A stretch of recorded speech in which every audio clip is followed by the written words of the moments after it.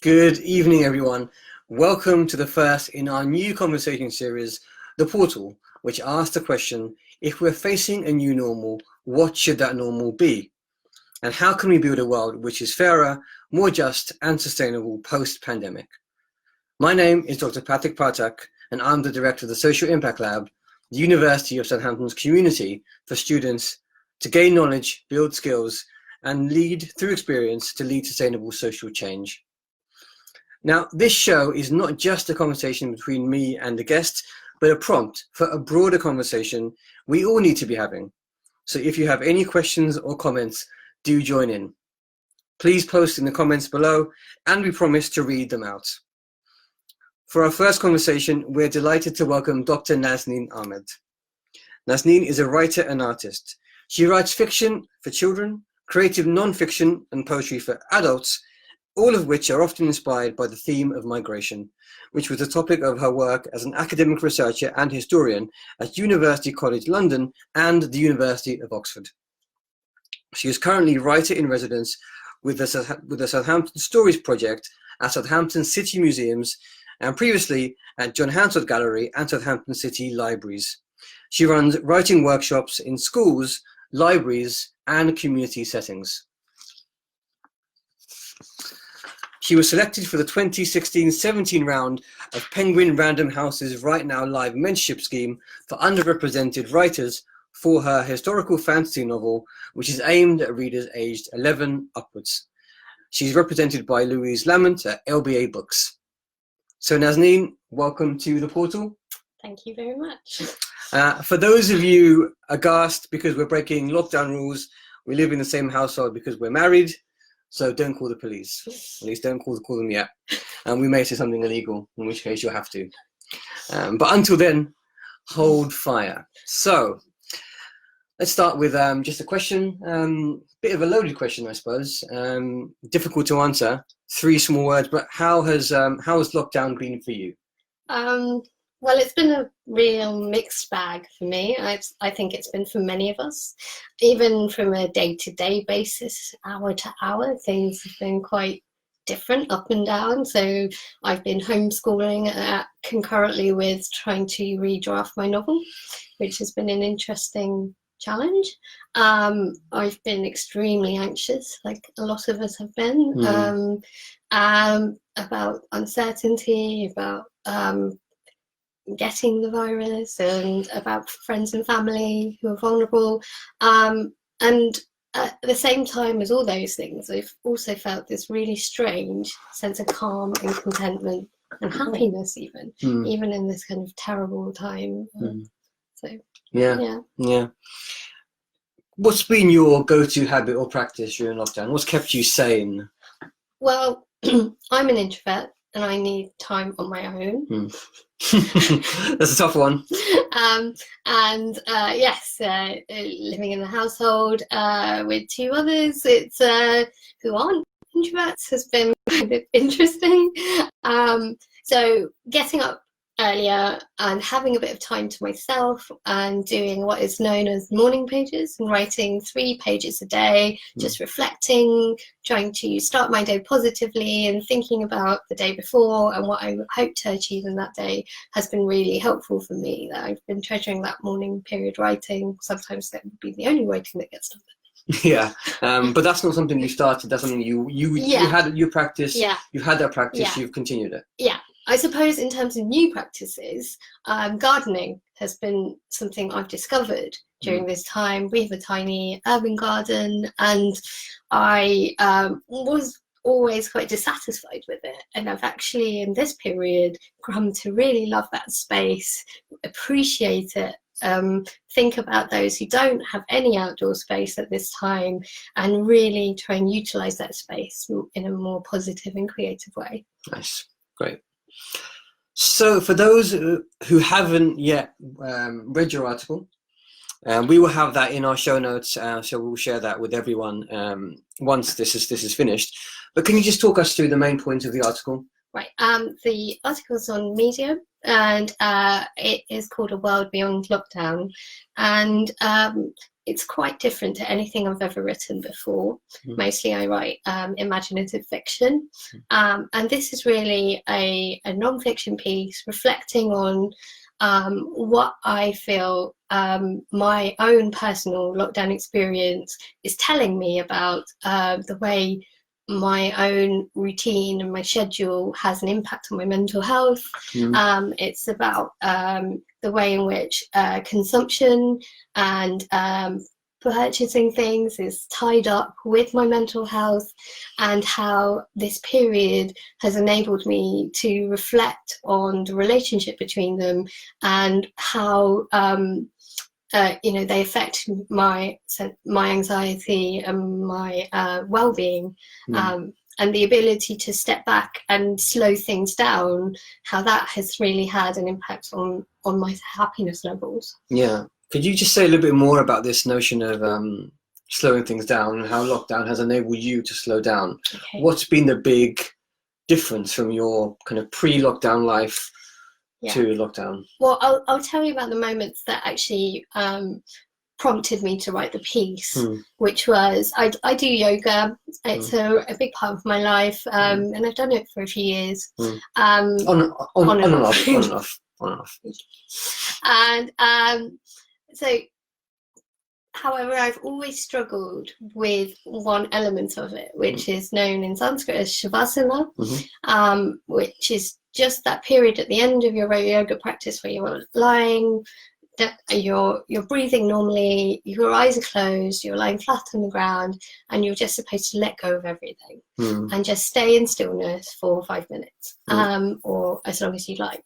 And I have always really struggled with that. With an anxiety disorder, I struggle to control my thoughts, and I'm always racing to think, I often just skip that bit. I just think, I can't do that. I haven't got enough time for that. That's not important. And what I found in lockdown was that I was lying there, and I was having those same thoughts about, I need to get up, I need to get on with my day, this is just indulgent. And then I had a moment where I was just thinking, well, I don't have anything pressing that I can't, that can't wait for 5 minutes. Right. It can't wait for me to just have this time still, and just have this moment of pause in my day. Why is it I feel this urgent need to always rush through the moment?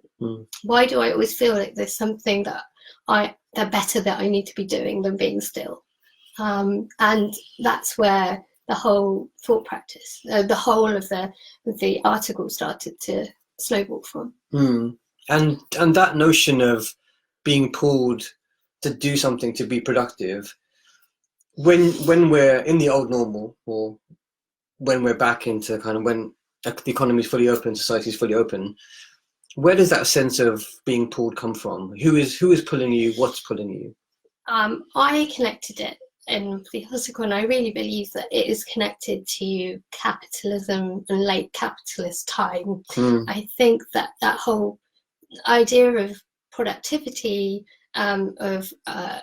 is very much tuned in to the way our economy works, and we can hear it even in the recent discourse of getting back to work, getting back to our routine, as if the slowness was an aberration, and something that we shouldn't, we need to abandon and leave behind, because it's expensive and costs.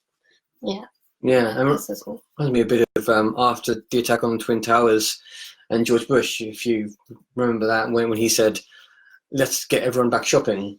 Exactly. And it's that kind of thing of, okay, we've had this massive, tragic, global tragedy, and the best way that we can all heal is if we go back and shop. Yeah. And again, as you were saying, there's that kind of siren song of capitalism luring us back and healing ourselves by spending money. Yeah, and I'm sure we're going to see that same discourse presenting itself in the post-lockdown period of, hey, splurge, have a splurge because we're celebrating being back together, treat yourself in the way that you haven't been able to before. I'm sure that will be quite relentless. Absolutely. So based on what you said before and what you say in your article, what would you like to leave behind in the pre-coronavirus world? I would like to leave behind that rush to consume, that rush for the new thing. It has been a period where we have been only able to shop once a week at the most. We've had to use what we have. We've had to eke out things rather than waste them. And some of us have not even had the privilege of having a weekly shop. So, and I wonder if we can just hold on to that ability to kind of reuse. Do we need this new thing? Is the other thing that we're replacing fully used up, or does it still have a use value? Can we find other ways to make ourselves happy? Will this thing make us happy? Are there other ways? So I that's what I'd like to hold on to. It's great. I think and we talked about this before, that your experience of lockdown has been very much marked by this ability to step back and to slow down and to consume less. But we know that for many people, it's been a very different experience, where actually retail therapy has been that psychological crutch which has enabled people to get through. People buying on Amazon, look at Amazon share price, which has gone through the roof because people are now buying a lot more online. So even if physically we're not going to shops, now in a digital world, the shop is everywhere, right? It's on our phones, it's on our laptops. So there is the sense, isn't it, that there is a bit of a, if not a two-tier system, but a very different experience for different people. And I think that's one of the reasons why writing the piece was so uncomfortable for me. I feel that there was someone who said that we're not all in the same boat in lockdown, we're in the same storm. And that really resonated, because I am conscious that my experience is kind of coming out of a whole lot of different kind of privileges, having a garden, for example. Right. And I wasn't sure if I could extrapolate anything that would be meaningful from my own personal experience that would resonate with anyone else. And I'm very aware of the fact that lockdown is nightmarish and horrendous for so many people. And that also, being housebound is something that the chronically ill, the physically disabled, they are, this is their experience long term. So I wasn't sure whether it was it was ethical to write this piece, but at the same time I wanted to capture it, because I felt this was quite an unusual moment that I would never have again. And this moment to step outside of time, really, as I was something that I really wanted to just record. And I think it's something that other people are also doing, because they feel this moment is not just about what lockdown is, but this moment of a threshold. Arundhati Roy, Mallory Blackman, Philip Pullman have all kind of been thinking about how we can think of it more metaphorically as a way of kind of bring about a different kind of world, rather than going back to the old normal. Exactly. So if that's one of the things you'd like to leave behind, what's been a new practice that you've seen emerge during your time in quarantine, or actually more broadly across society, that you'd like to see us take forward into the post-coronavirus world? Well, it's strange, because we've been isolated in our homes, and we've been spending time with very few people physically, and at the same time, there's this real sense of community, and there is kind of a collective will, even in the act of lockdown, a collective will to sacrifice for the health and safety of those who are more at risk. There's a will to help others in the mutual aid societies, even just whatever we say about valuing the NHS through the clapping, there is a real renewed sense of appreciation for it. So I think that sense of how we can come together we've been kind of that's been eroded, by so many kind of senses of betrayal politically, we have this great sense of cynicism about the idea of community, society, but there's a lot we can draw on in terms of hope in this period. Yeah, absolutely. For those of you who've just tuned in, this is the portal from the Social Impact Lab, and we're in conversation with Dr. Nazneen Ahmed. If you have a comment or a question, then please do post it and we'll read them out at the end. So going back to your article, Nazneen, you say that the clock of consumption is embedded in our bodies, our minds, our souls. What does that mean to you, and how do we begin to disembed it and resist that siren song when we return to work, and the kind of things, I guess, that have been made us feel like an unusual, unique experience are gone, and we go back to somehow medicating ourselves through consumption and everything else. How do we resist that? Well, I think it does come to how we own our own time and our relationship to time. And I in the article I talked about how we even buy our holidays, so we buy our time off in our usual normal, and that and I talked about shavasana and that kind of sense of always having to rush through that time away from working and time away from being productive. So I think a friend of mine, she goes for a walk every Sunday morning. She leaves her phone and her watch behind. She leaves in the morning. She comes back when she's ready to, and she spends that time in nature, in her environment, just in the moment. And I can imagine that would be quite challenging first time. That it would be quite anxiety inducing, that you think, oh no, I could have been gone hours, I could have been gone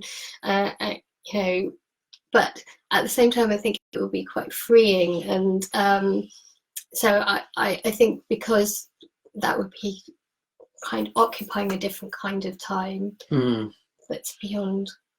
Yeah, and I guess this all plugs into conversations we've had globally, I suppose, about going beyond GDP and looking at other forms of indicators of quality of life. People talked about the 4-day week. They talked about having a shorter working week, which would, I guess, in some ways enable us to have that time. I mean, actually creating time enables us to experience the time we have in a different way, right? Because there's less pressure then. Instead of having 2 days where it's very much end of Friday and the weekend just goes by in a blur, by having more time, it enables us to do different things, but it also then does enable us to experience time in a different way. And that's part of lockdown as well, isn't it? That we're working, and again, this is not a universal statement, but that if where we're working less, we're starting to experience time in a different way. So that's part of that conversation, isn't it? I think. Yeah, I mean, it goes even down to the way we're homeschooling, so that the way children are learning right now is, yes, partly through doing a couple of hours a day of formal structured learning, but they're also doing a lot of independent play. Possibly they're spending time in their gardens or in with their siblings or their parents, making up songs. Yeah. Some good ones. Yeah. And they're learning in different ways, and I hope they're probably having more creative kind of learning experience than they normally do as well. So do we have a shorter school day? Do we is that something that is feasible? I don't know. Yeah, I mean, they're all knock-on effects, right? Like, if you work less, what happens to school? What happens if we produce less and we consume less? What happens to jobs? So this is, every single time you make a micro adjustment, it has a knock-on. What would happen if we all had a universal basic income? This is the closest we've come to seeing what that would be like. And the indicators do suggest that is the way towards having a happier society, a more healthy one. So Yeah. This Mm. Okay, so we've talked about how we should, or the things we should do to try and bring these practices forward into the post-coronavirus world. What do you think the barriers will be to liberating ourselves from that kind of impulse of consumption? Well, I mean, as I said, I think that there will be a huge kind of pressure to kickstart the economy by spending and putting money into it, and there will be and that will also be supplemented with wanting to go to restaurants, wanting to go to the cinema, and all those things that we used to do and we haven't been able to do, and those things are absolutely great and important, but I do just wonder if there are things that we can do to not be quite as wasteful as we were before, and to appreciate the things we do have in terms of not just products, but our environment, our locality, our community. Yeah, absolutely. So apart from your own article, of course, what other books or works of art, articles would you recommend to people to spark inspiration about the new world, to stop us sliding back into the old normal?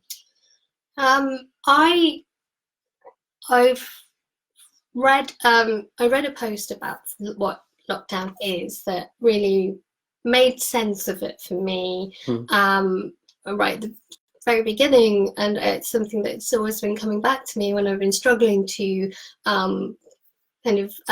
cope with the anxiety and the calmness. And it was a post written by written for a blog called Matilda in Motion, and it's called A Quiet Blog on the Coronavirus, and it really talks about the paradoxes of this period, that it's a time that we're both really busy, but also our days are quite empty in some ways of the things we normally do, that we are alone, but we have this sense of community, and that to me really encapsulated the unusual nature of this time and why it is something unprecedented. There have been pandemics before, but we've never had this kind of period of time, and so that was something that really resonated with me, and apart from that, I think one of the things that would continue to inspire me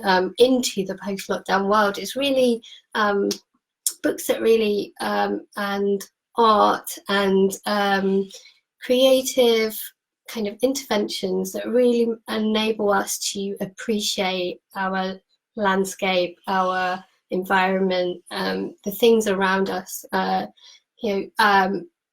being just able to walk around our own urban bit of the city, and looking into people's their flowers and their plants and the front gardens, and just we saw caterpillars on a plant in someone's front garden, and it was in the middle of Beavers Valley, and it was just this kind of that nature is around us even in the city, and would we have ever paused before lockdown to actually see them? No. So just that kind of awareness and mindfulness and attentiveness to the things around us, so really the things that can bring us that, those are the ones that I want to hold on to. Nice. Excellent.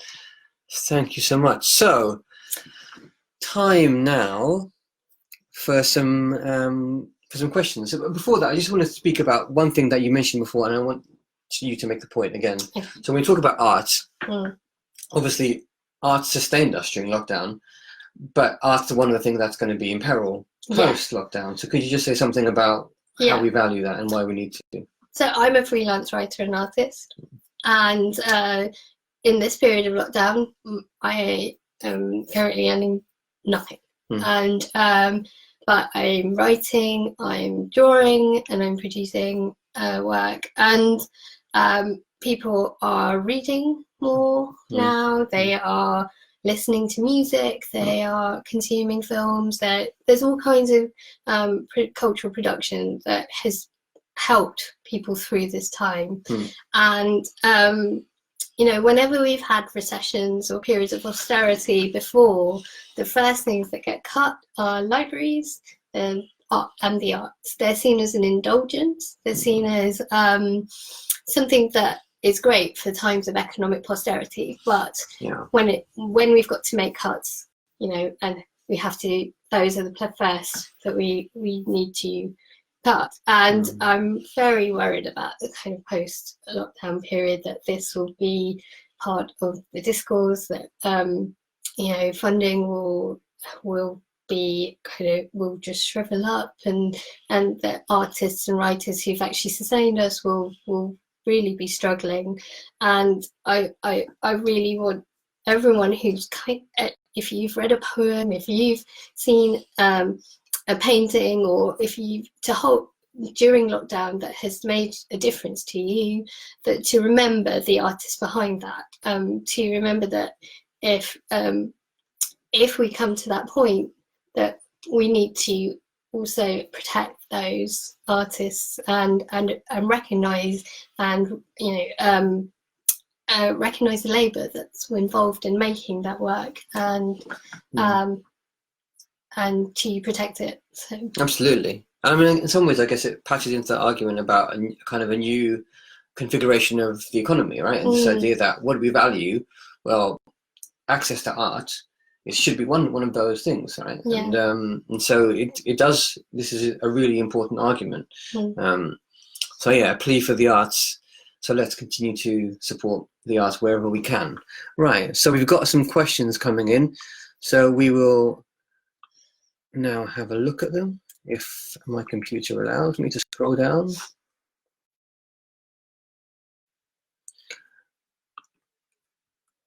So let's. So Madeline O'Byrne talks about Shavasana. Hi, Madeline, and that being very true. Then Beata does talk about that great quote about being in the same storm, but not in the same boat. We've got Jack Covey. Hi, Jack, and Jack links to an article about GDP. And this YouGov poll that 8 out of 10 people would prefer the government to prioritize health and well-being over economic growth. That's excellent. 6 in 10 would still want the government to pursue health and well-being ahead of growth after the pandemic has subsided. How do we see this realized? How can we hold the state to account while we pursue this new normal? Did you want to say something about that? Yeah, I think it's going to be really important. I think it will be I mean, I've seen it already, that people feel like this is not the time to criticize the government, this is not the time to hold them to account, as if that there will be a period somehow afterwards where we can do that kind of reflection. And during that period, all kinds of changes will be brought about, where we've got a particular type of government right now, they've got an ideology, and we need to be very mindful of how that also kind of informs the decision making that will take place. And I think there needs to be enough effort, and I think there has been, to collect information about this period and what have been the benefits and the positives, as well as the kind of negative impacts, and to use that to kind of really strengthen that case that health and well-being is central to prospering as a nation. Absolutely. Using that capitalist terminology. Inescapable. It's embedded in our bodies. Absolutely. But I mean, and you know, we've seen these kind of policies being used in other countries. New Zealand, for example, adopting it. Iceland. Yeah. So it's not as though this is new, or this is implausible or impossible. It's just a case of us building that national consensus. Yeah. But it seemed the public want it. Now it's us. I guess in how to turn that public demand for it into a concerted campaign and movement to try and affect that change through government and through policy. Okay. Okay, so Amber is asking you about morning pages. So where did you get the idea for it? How does it work for someone who might want to try it? Is it a bit like journaling? I guess it is. I've never journaled, but I would say that morning pages, it comes from a kind of scheme of work that's called the Artist's Way, and it's the idea that you free write first thing in the morning for 3 pages. So however large or your notebook is, you just keep going for 3 pages. And you don't basically take your pen off the page, you don't correct yourself, you just keep going. And all kinds of things will come out onto the paper. Even if you first struggle to know what to write, you just say, I don't know what to write, and you just keep going. And it's a really therapeutic process, but for me as an artist, it's also been really invaluable for my practice, which I wasn't expecting when I first started. And it just really is a moment of reflection. It's a moment of pause and a way of setting up your day. And it gets all of those kinds of anxieties out that you held on to the day before. And I really encourage it for everyone. I have to say, Naz does morning pages right. I do it wrong. So I started it, didn't I? And I do it for 10 minutes every day. Yeah. But here I am, enthralled to my employer and the capitalist movement generally, because I can't do 3 pages, because what if 3 pages took 20 minutes? So don't do what I do. Do what Naz does, and do. I mean, I used to do pages. 10 minutes, and I've been doing. I started doing 3 pages during lockdown, and I have noticed a big difference in what I get to when I do 3 pages. So even if you're not able to do it every day, if you have one day that is a little bit less pressurized, it's another way of reclaiming your time. Okay. We have a question from Thea. Hi, Thea. Do you think such a long period of social distancing will impact the new normal beyond the pandemic? Will we be avoiding each other even more now we've discovered a new threats and a different lifestyle? That's a really interesting question. So your personal, what do you think personally, I am an introvert, and I have always felt this huge pressure to socialize previously, and in this period I've realised that I need a lot less social contact than I thought. So for me personally, I probably will be staying at home quite a lot more, and not feeling that by doing that I am having FOMO. So I can just get rid of that. I love my friends and I love them very dearly, and I will treasure the time that I have with them. But on a day-to-day basis, I will also be more okay with spending a lot of time on my own, and actually really appreciate that. So maybe it will be different for different. Maybe those introverts who, like me, have been feeling like a kind of pressure to always be at the parties and always be at the things, even if you don't enjoy them. Maybe they'll feel like this is a time that they can just say, no, I'm just staying at home and reading my book. Yeah, which you will be doing for sure. I mean, it reminds me a lot. I was speaking to a friend of ours a few days ago who filled her days with lots of activities, days and evenings. And I guess what lockdown has meant is that she's had to, all that stopped. She's not done anything. But what's meant is that she's had to strip all of it out. And when lockdown lifts and everything reopens, she can then in a very kind of methodical way reintroduce things one at a time. Yeah. And if that thing doesn't spark joy, then she can always say, well, okay, I'm not gonna do that anymore. I'm gonna just do the things that do bring me a sense of happiness and fulfillment. Yeah. So that's been one of the great benefits of lockdown, isn't it? That we just had to strip everything out. I know. I mean, that's the point about shopping for me. It's just, before I thought that was a thing that was making me happy, and then in lockdown I didn't have it, and I realised it's not the thing. Yeah. And there will be all those things that we're pressurised to feel like we should do, and the things that we miss, and really we should be treasuring and embracing the things that we miss and the people we miss, and just setting to one side those things that we don't. Yeah. Exactly. Okay. Beata asks, what was the blog you recommended? Do you want to just repeat it one more time? Yeah, it's it's a Tumblr account. It's Tumblr. Does that still exist? I know. Yeah, it does apparently. Okay. But I think it does connect to her blog. It's a writer and an artist called Matilda, and her blog's called Matilda in Motion. And a particular article that was shared by a friend of mine is called "A Quiet Blog on Coronavirus." And we'll share those titles in the comments afterwards, so don't worry, you won't miss any of these. Magda asks a question. You mentioned anxiety a few times. Do you think being able to slow down during the lockdown has helped you to overcome it? In some ways, I think yes, but in other ways, really no. I mean, there is such a huge level of anxiety about everything that's going on. There's health anxiety about, do you have coronavirus? Do you not have coronavirus every time you have a cough? There is the uncertainty that faces us in terms of the economy and where will we be in terms of our jobs, especially people like me who work in freelance, quite precarious circumstances. So personally, on one level, yes, I've definitely felt I hate being late to things.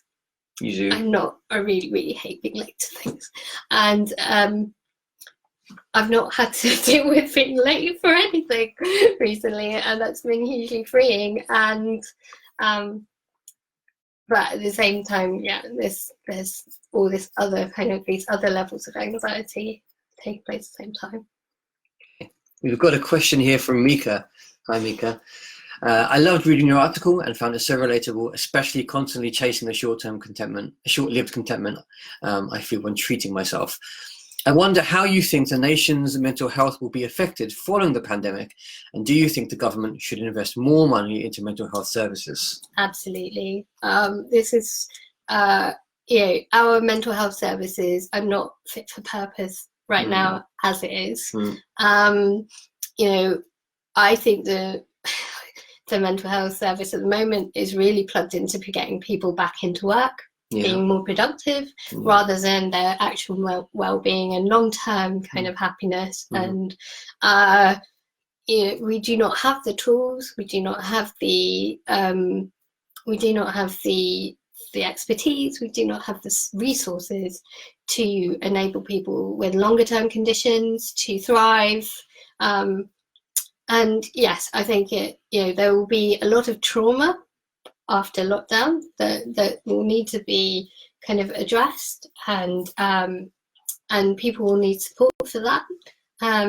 And we just really need, I think it's really, it's demonstrated that we have an incredible health system, but it's also demonstrated the gaps and the chronic underfunding that areas of that has had. Yeah, absolutely.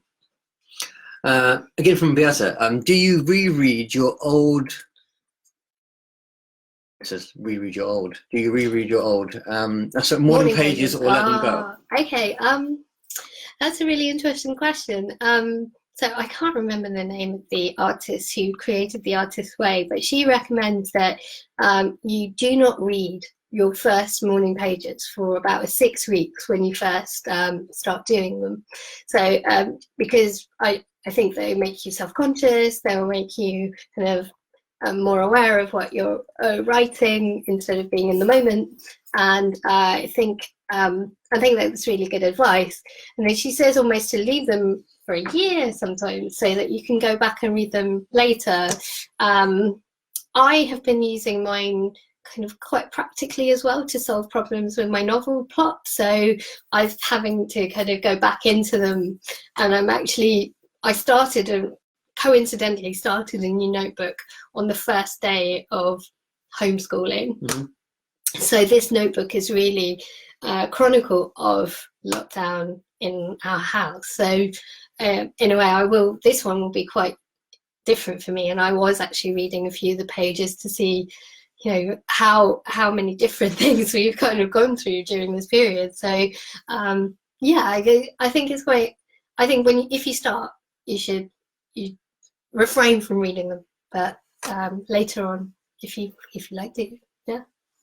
That's great advice. Sorry for those of you who got a peek at my chest there. My shirt is showing. If you tuned in for a strip show, then you're getting it. If you didn't, I deeply apologize. This is going to be very awkward because I don't quite know how to fix it. This camera is a mirror, and I'm dyspraxic, so this is just going to get worse. If I take off my shirt by accident, it is an accident. I'm not trying to titillate. A question here from Sarah. Hi, Sarah. I love all your points and completely agree with your thoughts on how anxiety-inducing our fast-paced lives used to be. What do you hope people take away from this crisis? That they don't have to be fast-paced. That fast pace is something that's imposed on us. That's a pressure upon us, and we do not have to yield to it.